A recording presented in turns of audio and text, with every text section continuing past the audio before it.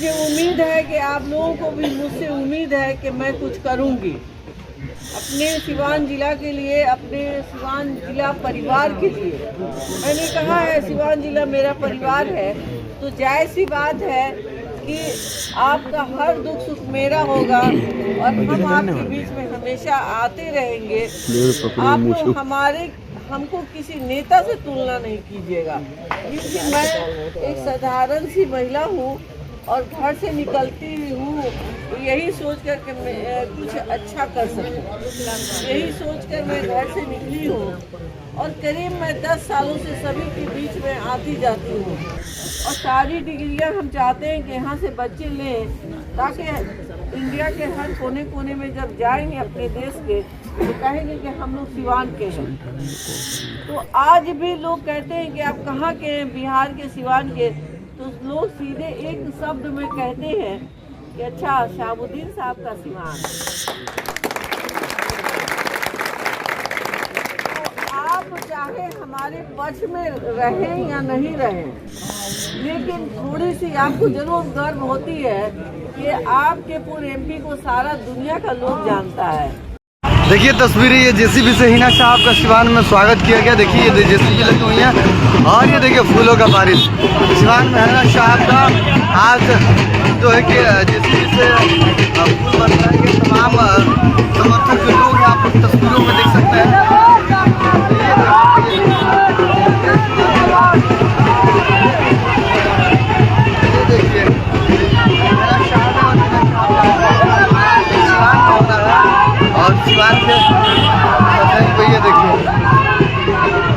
ये देखिए आइए।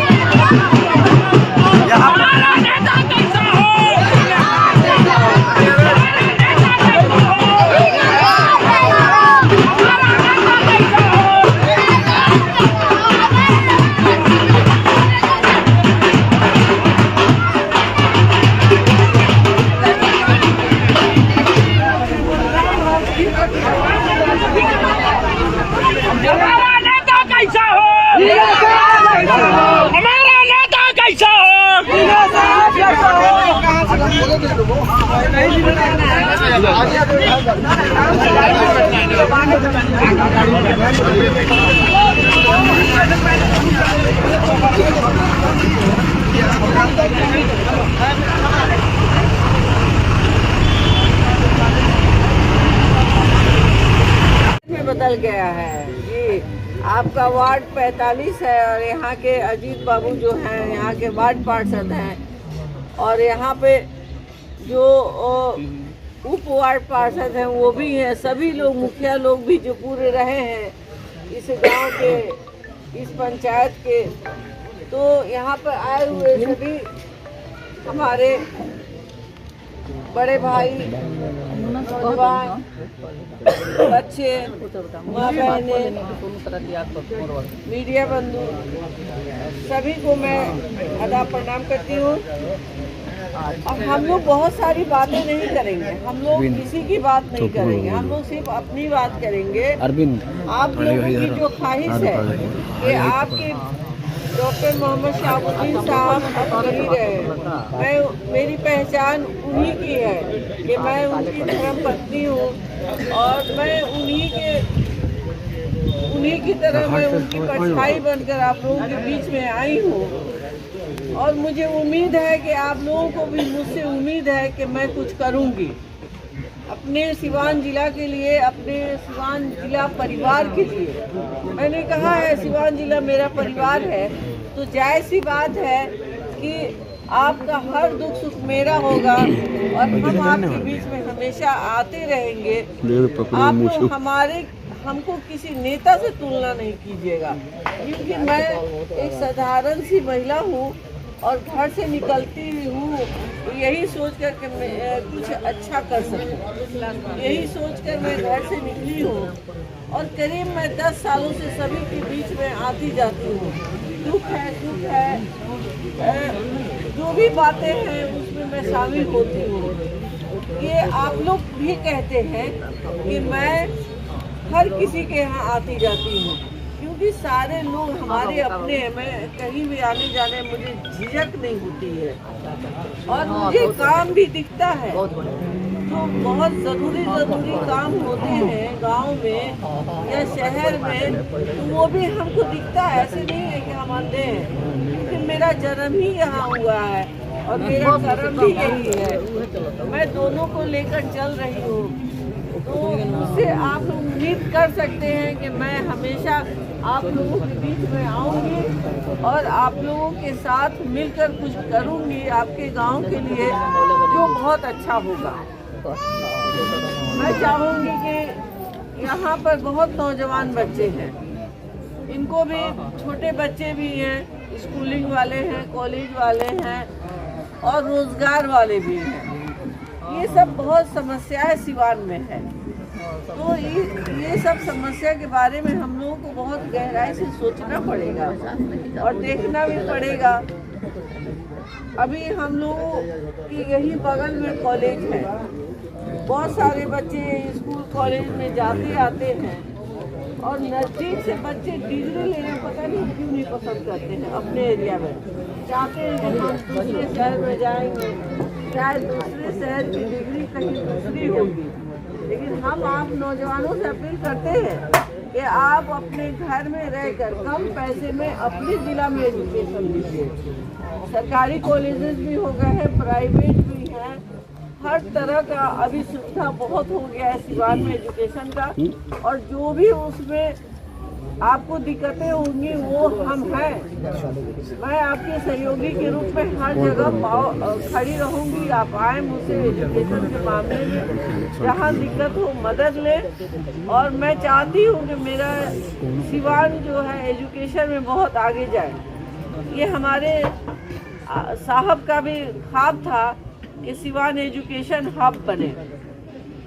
आप लोगों को पता होगा कि इंडिया में एक अलीगढ़ यूनिवर्सिटी है, वो भी इसी तरह से छोटा सा शहर था, कोई नहीं जानता था। जब यूनिवर्सिटी कायम हुआ तो पूरे दुनिया के लोग जान गए। तो हम लोग भी चाहते हैं कि सिवान में जब यूनिवर्सिटी आए तो अगल बगल के पूरे बिहार के लोग जाने कि सिवान में एक यूनिवर्सिटी कायम हो गया है, जो दूर दराज के बच्चे भी आएंगे हमारे यहाँ पढ़ने और आप सब लोग वहाँ से पढ़िएगा। और सारी डिग्रियाँ हम चाहते हैं कि यहाँ से बच्चे लें, ताकि इंडिया के हर कोने कोने में जब जाएंगे अपने देश के तो कहेंगे कि हम लोग सिवान के हैं। तो आज भी लोग कहते हैं कि आप कहाँ के हैं, बिहार के, सिवान के, तो लोग सीधे एक शब्द में कहते हैं कि अच्छा शहाबुद्दीन साहब का सिवान। तो आप चाहे हमारे पक्ष में रहें या नहीं रहें, लेकिन थोड़ी सी आपको जरूर गर्व होती है कि आपके पूरे एमपी को सारा दुनिया का लोग जानता है। आप किसी कोने में जाइए, लेकिन अगर नाम रखिएगा तो लोग जरूर याद करते हैं हमेशा।